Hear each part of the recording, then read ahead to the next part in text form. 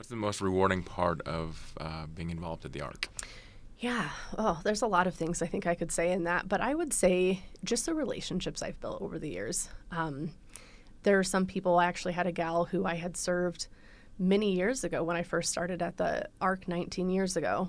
I started working with her, and her now as an adult, she came in to see me in my office, and those types of things of like those lasting relationships and her being like, I remember you. And, those types of things, I think those relationships and the impact, as much as I think we think, hey, we're providing quality services and we're impacting others, like our individuals impact us so much more, I think. And so I think that is just in itself probably the biggest impact and the biggest thing that I can take away from that is those relationships, and not even just with the people that we serve, but the families. Like we have such amazing families, all of the people that are part of the Arc and people that have been a part of the Arc in the past. We have such amazing people that have come through our programs. And so I think just building those relationships. I love all of my staff. Like they're all great, and I think that's one thing when the people that we serve and our staff can tell me on a regular basis that they love me, like I know I'm in the right place. And so it's That's really great. Cool.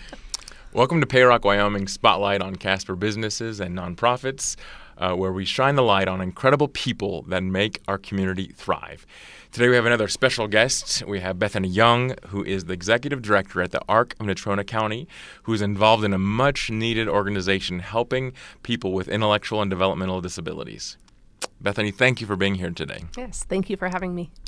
Can you start by just telling us a little bit about your background and how you started to work for the Arc of Natrona County? Yes, absolutely. So I actually started at the Arc right out of high school. So I started when I was in my first year of college. I went to a friend in math class and just kind of said, hey, I need to get a job. Do you have any suggestions? And she said, come work with me at the Arc. Wow. Kind of explained what the Arc was and went down and got a job. I was originally trying to go to school for nursing, and after I started working at the Arc, I changed my major to special education, just because it turns out people with disabilities in this field is really actually what my passion was. And so it was just kind of a God thing where it was just set up of a friend, putting in my ear, hey, come work here. And I've been there for over 19 years now. 19 years. I was going to say, just out of high school, so that was like last year, yeah, 2 years ago? Yeah, I started when I was 18. Yeah, started when I was 18 and have just, like I said, been there since. I've had a couple side jobs and different things, but side jobs always included people with disabilities as well, working for other companies. And so, all right. Yeah. So when did you take on the directorship? I've been the director for 7 years now. So 7 years. February. This month actually marked 7 years. All right. So your 7th year anniversary. Yes. That's great. Yes. So tell us more about the Arc. What is the Arc? What is its history? When did it start? When was it founded? Things like that. Yes. So the Arc actually started in 1963. It started as an informal parent group. So really parents just kind of getting together, doing like a support group. People would babysit each other's kids, kind of just give each other a break. And then 1977, we were formally incorporated. And then in the early 90s, we actually started providing services under the Wyoming State Medicaid waiver, which is who we currently work for now. Okay. So what is its mission? What are you out to accomplish here in Casper? So here in Casper, we really, we're actually affiliated with the Arc of the United States, and we've kind of adopted their mission statement over the years as we kind of have looked back at what our previous mission statement was. And so what we're currently doing is our mission is to promote and protect the rights of individuals with developmental and intellectual disabilities. And so our goal kind of here in Casper is how do we tailor that to like a smaller feel? Arc National is on such a bigger level. They serve so many different, a lot of the organizations with Arc National are bigger and serve hundreds of people. All right. We're significantly smaller in Wyoming, but we really still go after that mission of making sure that people are exercising their rights appropriately, or that people are giving everybody the opportunity to live fulfilling lives and do the things that they're wanting to do and really have a say in their lives and in the services that they get. To stay productive in society. So Absolutely. Since 1963, do you know how many people you've helped throughout the years? I mean, obviously not you, but the Arc. I don't actually. I wish I would have. That's something that I actually want to look back on, because we do have records from, I don't know how far they go back of the system that we use currently. Right. But there's definitely been a lot of people just in my years of being at the Arc. Like occasionally I'll see somebody out and about and I'm like, oh my goodness, like I worked with you 20 years ago almost, right. or, wow. Things that have people that have come and gone over the years, and just those relationships that sometimes you forget how many people you've actually worked with over the years, because I started direct care. So I worked, hands-on with people for a long time. Okay. So direct care is like working with them? Correct. What is that? Yes. Yeah, so direct care is hands-on service. I know some people who are not in this field kind of compare it to like babysitting or something. It's definitely a lot more extensive work than that.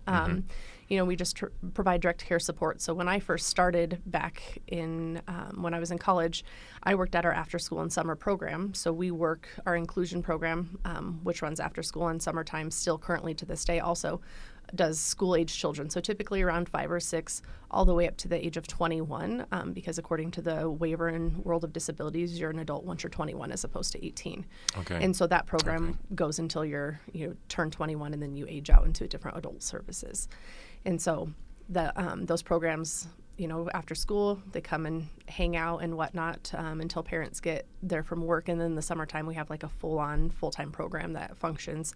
They do a lot of different programs out in the community and just different things, different activities usually of their choosing, and just getting everybody out, volunteering, and all sorts of stuff. Okay. So what are the biggest challenges that you face as a nonprofit working with this community? Yeah, I think the biggest challenges we face is sometimes funding, of course, is a huge thing. Trying to have competitive wages, just because what we do, we're reimbursed at a certain rate.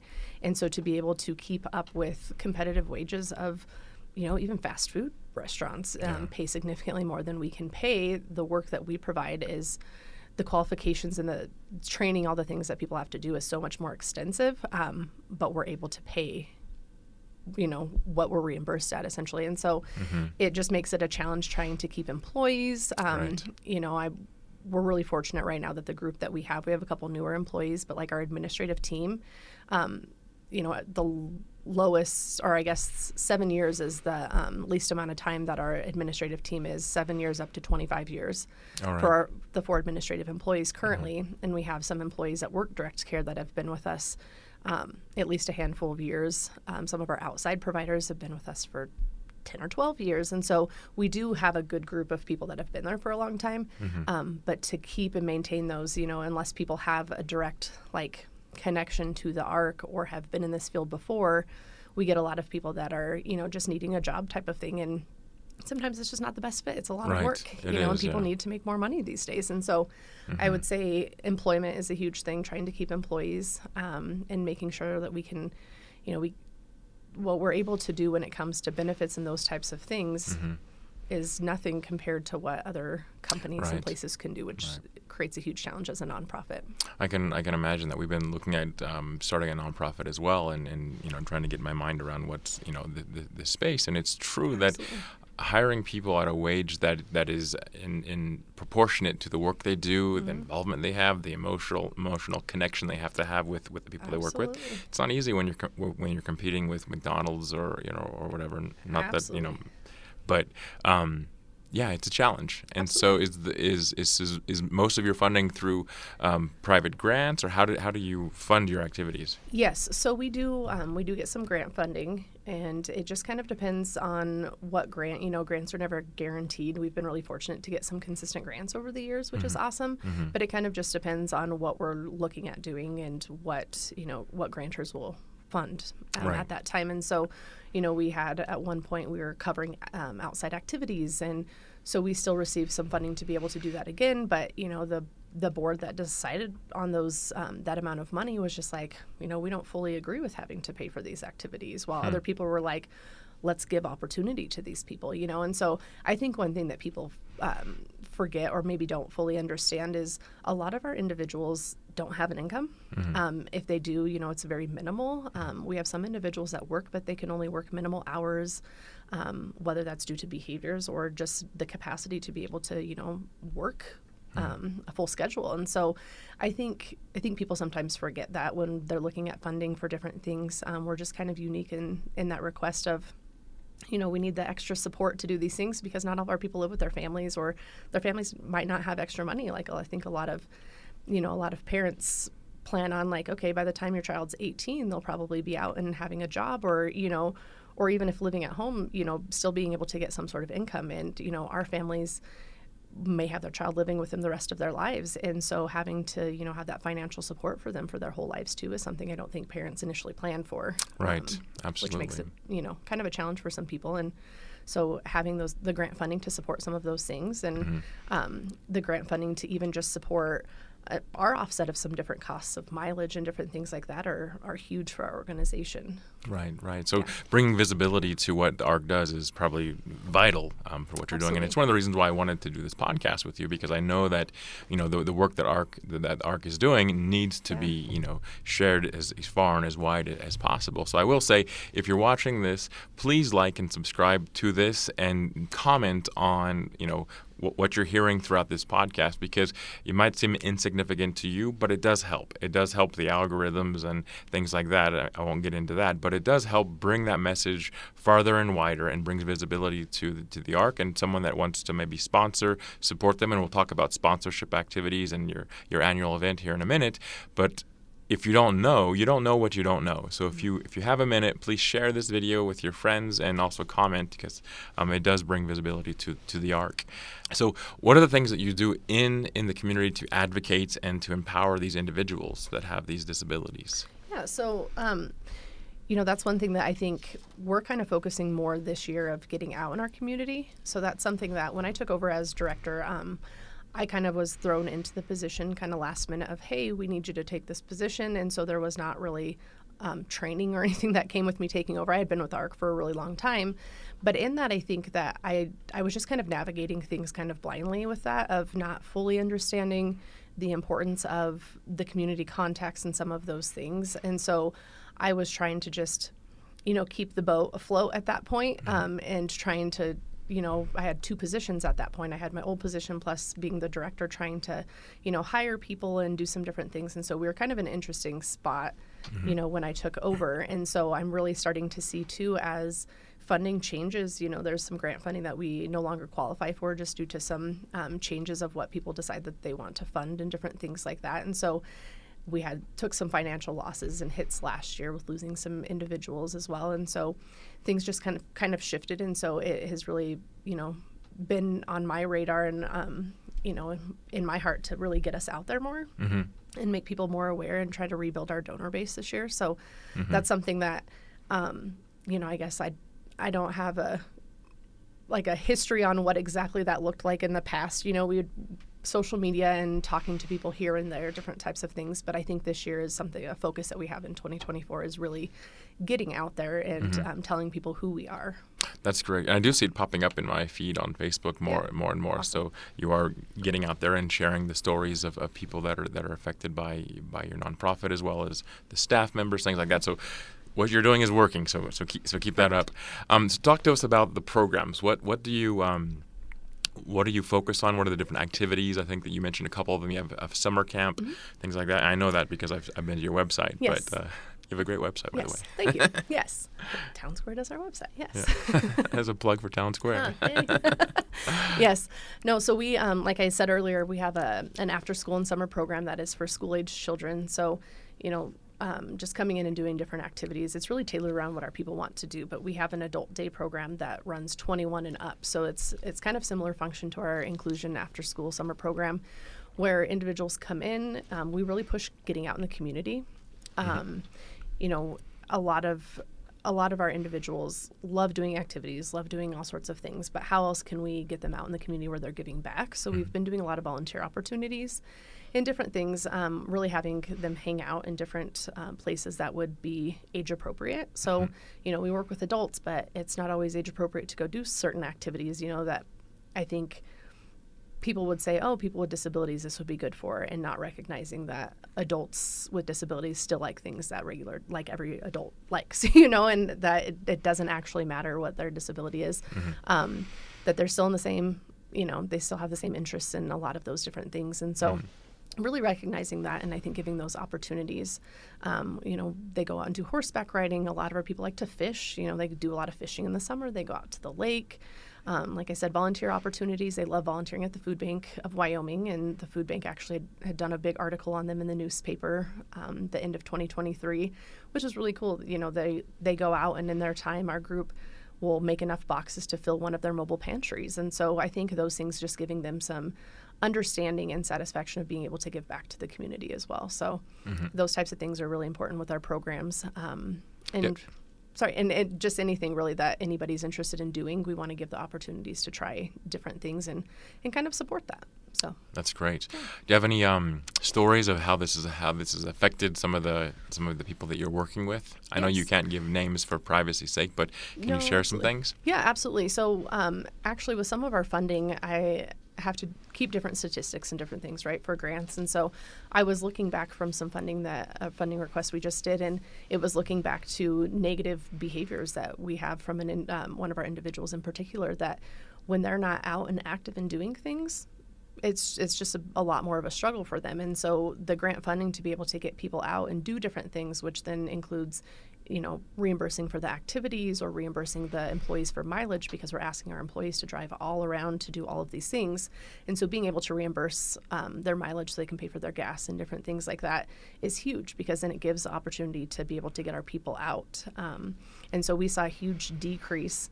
I think we went from, it was 31 or 32 negative incidents down to 1 last year.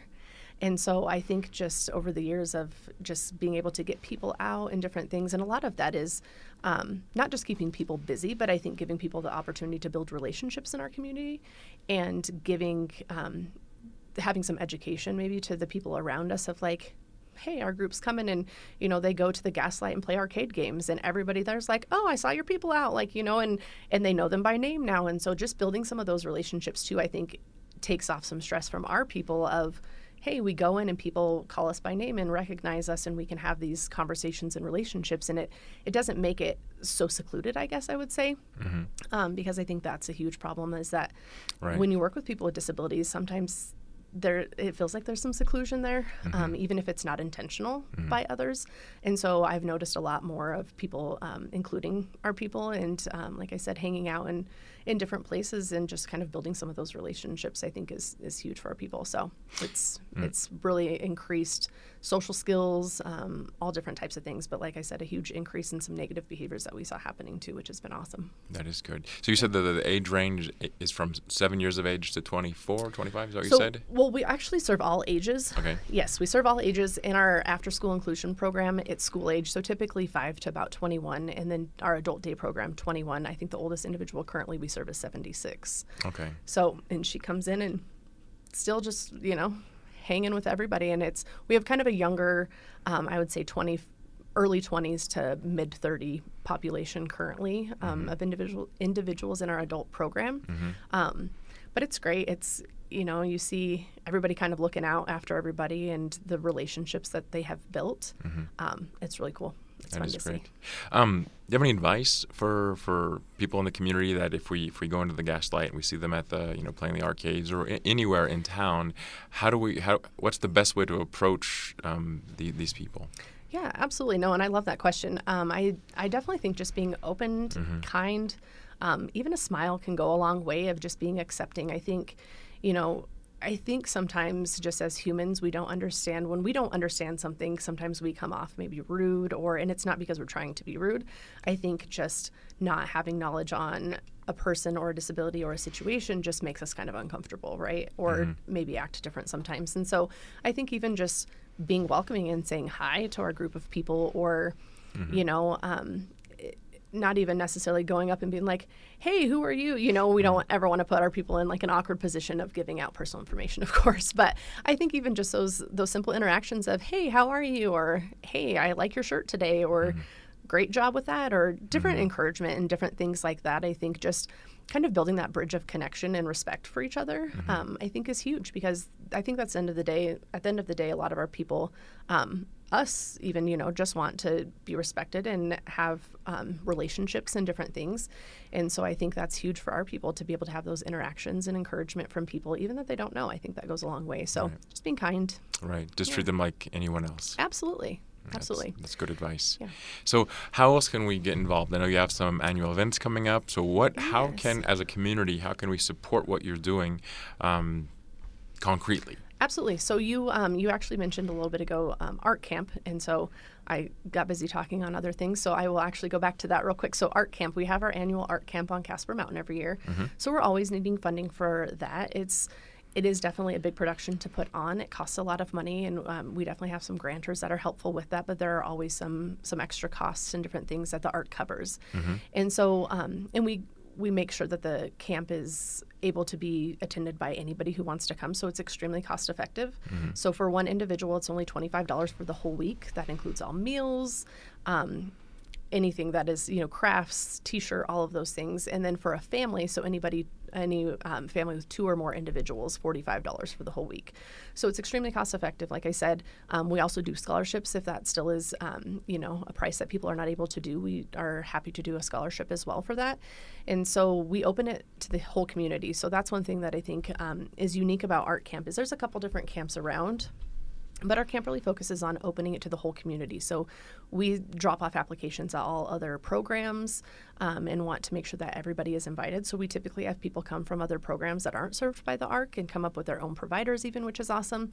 And it's all inclusive to people of all abilities. So you don't have to have a disability to attend. And we actually encourage especially children and teens that don't have disabilities to come because it really helps build peer relationships. Right. My kids have been going since they were babies. The That's ages great. Are 5 and up, but they were somebody always was able to bring them up, so they were able to kind of participate ever since they were little.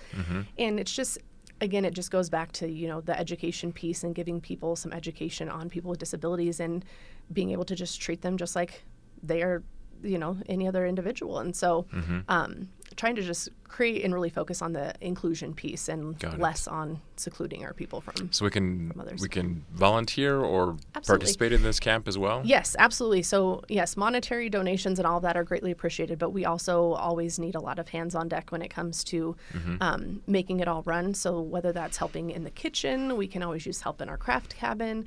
We partner with a lot of different community partners, which is awesome. The library comes up every year. Merrily the Clown comes up. Our Crush baseball team comes up. I'm trying to think. Mallory does yoga. The Science Zone has been awesome. So we have a lot of different community partners. I apologize if I missed for the people I missed. But we have a lot of amazing community partners that come up, free of charge and on their own time to do different activities, which really makes our camp special and a lot of fun as well. So any community partners that are listening to this too, if you're like, hey, we could come up and do an activity, definitely reach out to us. We are always open to adding new activities and adding some different things as well. Or if people are just like, hey, I want to even just take a day or two to come up if you're not able to be there for the whole week. Coming up and even serving a lunch, I think is huge. So, yeah. So we can donate monetarily as well. Correct. So Yes. we go to your website, and we can donate on that website, I believe. Correct. Yes. So what's the website? So the website is just www.arcofnatronacounty.org, and we currently have it set up where you can donate to our Adult Day or Inclusion program. If you specifically would like to donate to Art Camp, that will actually change in March after we're done with our annual fundraiser. We'll change that link to be specific for Art Camp. So then you can donate to that. And if you have kiddos, we are always needing counselors. And that's the other thing that's fun too. We typically take counselors. They have to be at least 12 years of age, preferably, unless they've been to camp for many years. But they also will support people with disabilities to be counselors as well. So all of our groups have at least 1 or 2 people with a disability that are being counselors as well, and just kind of helping, foster those relationships and teach some leadership skills and different things like that. So. Okay. Otherwise, I think you also have an annual event coming up we as do. well. Where we can get involved in that as well. Yes. That sounds like a lot absolutely. of fun. Yes. Here in a couple weeks on the 24th, we have our annual fundraiser coming up. So it's called A Wedding at the Elks, Camouflage and Corsage, Tying a Knot for the Cause. So it took us a while. We kind of pieced together people's ideas for the event. But we came up with the name and our thoughts on that. It's a comedic wedding. It'll kind of be an out there Southern style funny event where people they're not actually getting not actually getting married, but the bride and groom actually in real life did just get married this last month, and so that's fun. But it will just be kind of a fun entertainment. We'll have a silent auction and some gun raffles and different raffles like that as well, and so it should be a lot of fun. So this is our first year. We haven't had an annual fundraiser for a while. We threw around some ideas, and then COVID hit, and we've just had a hard time kind of getting back on our feet with an annual fundraiser. So we're excited, and the thought is in the future we'll keep a wedding at the Elks, and we'll change up the theme. So next year's might be an 80s wedding. So we'll see. That sounds like a lot of fun. So so when is it? It is February 24th, which is Saturday, 2 Saturdays from this weekend. So okay. And where is it? It's at the Elks Lodge, just across from City Park, and you can get tickets on our website or stop into the Arc of Natrona County. Okay, so you can get tickets on the website and stop by as well. So what do the tickets cost? So tickets are $40 a person, or for a couple, $75, and we also have table sponsorships for $400. And if you do a table sponsorship, your logo will go into our little handout flyer thing that we'll have at the event, as well as a shout out on Facebook. We'll put it on our website, and you'll have your own table that's kind of on the floor a little closer to all the action. Got it. Okay. Yes. And you're doing a gun raffle? Is that what I saw? Correct. Yes. Got it. Yes. I'm not 100% sure what the gun is. It's a Winchester something. Was it donated by someone that restores guns, or what was it? No, we purchased it from Rocky Mountain, but they were able to give us a good discount on it. So they gave it to us at their cost, and so then we're able to raffle it off and make some money off of that. So yes, there will be a lot of ways to, have raffles or silent auction, different ways for us to bring in money for the ARC. So bring cash. We have donation options available online as well. Got it. But we're really hoping to find something successful, as a new annual fundraiser for the ARC. So if you want to support the ARC, this is another amazing way to do that. You can have fun at this event on the 24th at the Elks Lodge. Correct. Got it. What about you? Why did you get into this? Why is Bethany involved in the ARC? Yes. So like I said, I needed a job. I was very fortunate throughout high school that if I was keeping grades up and busy in athletics, that my parents didn't have me working. And so, by the time I graduated, it was like, okay, well, I'm no longer busy with sports and doing all these things. So I need to find a job, and what is that going to look like? So my friend, mentioned it in a math class. We went to high school together, and she was like, hey, come do this. And really I didn't realize the passion and the heart I had for people with disabilities. I had classes. It's funny how it all works, because I had classes with a couple individuals in high school who then years later at the ARC I actually served. And so that was really fun, because I always enjoyed them in class and would have interactions and different things. But I guess I was so focused on nursing in the medical field ever since I was little that I never thought about special education or working with people with disabilities, or really even had an understanding of what that looked like, I don't think. And so I was, kind of out of the loop of what that even looked like in Wyoming or different things like that. And so I think just taking a leap and being like, hey, I need a job, was something that seemed so simple and, not a big deal, really became my life. Like I said, I've been with the ARC for 19 years, and the ARC has really just become a big part of who I am. I've given a lot of my heart and love to the individuals, and that's one thing I think that being a part of the ARC and a part of a nonprofit is it's able to help me keep my focus in the correct place. I think serving people, you really have to have the right heart to be able to do that well. And being a nonprofit, our focus, instead of it being on how many people can we get in or how much money? Like, yes, as a director, I have to think of the financial aspect as well, but it really keeps my focus in the right place of the services we're providing. Are they quality services? Are we loving people well? Are we honoring people? And so I think those things really play into, just who I am as a person. I love to be able to love on people. I love to be able to serve people. And so getting to do that in my personal and professional life, it's all kind of just gone hand in hand. And so it's just been something that, God really put on my heart. And so I love being able to do it. That's great. What's the most rewarding part of being involved at the ARC? Yeah. Oh, there's a lot of things I think I could say in that. But I would say just the relationships I've built over the years. There are some people, I actually had a gal who I had served many years ago when I first started at the ARC 19 years ago. I started working with her, and her now as an adult, she came in to see me in my office, and those types of things of like those lasting relationships, and her being like, I remember you, and those types of things. I think those relationships and the impact, as much as I think we think, hey, we're providing quality services and we're impacting others, like our individuals impact us so much more, I think. And so I think that is just, in itself, probably the biggest impact and the biggest thing that I can take away from that is those relationships, and not even just with the people that we serve, but the families. Like, we have such amazing families, all of the people that are part of the Arc and people that have been a part of the Arc in the past. We have such amazing people that have come through our programs. And so I think just building those relationships. I love all of my staff. Like, they're all great, and I think that's one thing when the people that we serve and our staff can tell me on a regular basis that they love me, like, I know I'm in the right place. And so it's really cool. So what message do you have to the individuals that are living with disabilities, to their families? What do you tell them? Yeah, I would just say, build your support system. Don't hesitate to ask for help. We want to do what we can at the Arc.